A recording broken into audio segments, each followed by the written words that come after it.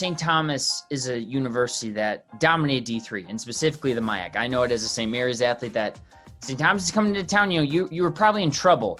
This year, transitioning Division I, I think it's fair to say it's been an interesting transition. The success hasn't been what it used to be. Just as a culture on campus, what has it been like to experience this first year in just this whole new realm of sport, really, and also losing some rivalries and then starting to create these new ones as well? It's obviously unprecedented territory where St. Thomas is right now. I would definitely say that just the general vibe around campus is a little different, just because from becoming Division I, we just have such a bigger reach now than we did when we were Division III. It's been different, that's for sure. It's more of a grind. You see athletes everywhere. In the ARC, that's kind of our athletic building, and they're all over the place. They're always working out. In our workout time, we have 3 different teams as it is.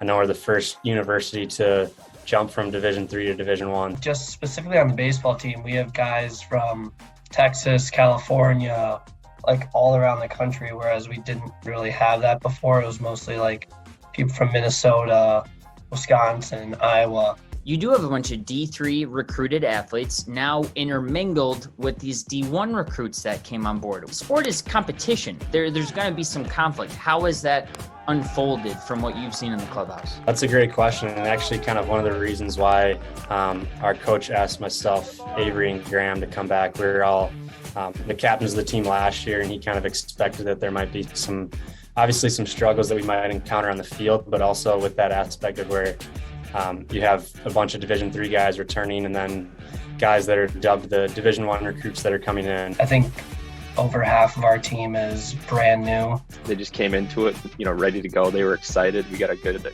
good group of young guys that are ready to go out and play. The first couple weeks, you were just whoa, these guys, they're talented, they're here for a reason. They're Division I recruit for a reason. Now you are competing with the Gophers and these other D1 colleges around in the Big Ten. As someone who's from the cities, make the case for staying in Minnesota and going to St. Thomas. What's been your experience as a Minnesota athlete going to a Minnesota college? Because whether it's our pro teams or our college teams, it's always been difficult for Minnesota to get talent and to keep talent as well. St. Thomas, obviously this move to Division I is extremely exciting for not only the athletes, but I think the alumni, everyone on campus is really excited for the opportunity to get more exposure that we didn't have in the past. Since it's located in a neighborhood, you kind of get that neighborhood feel, but then you're also minutes away from downtown Minneapolis or downtown St. Paul. Because it was basically growing up, you either went to the U or you'd go to, South Dakota State or North Dakota State, or you do the D2, D3 route. Whereas now we have this other D1, which I think is, we're in the Summit League, and I think in a couple years here, it's just going to recruit itself. I think that once we start battling with the U and people can see what we're really doing, people will start to realize that we're not really just a Division III team that jumped up, but we're a true Division I team, and that we can hang with the big boys.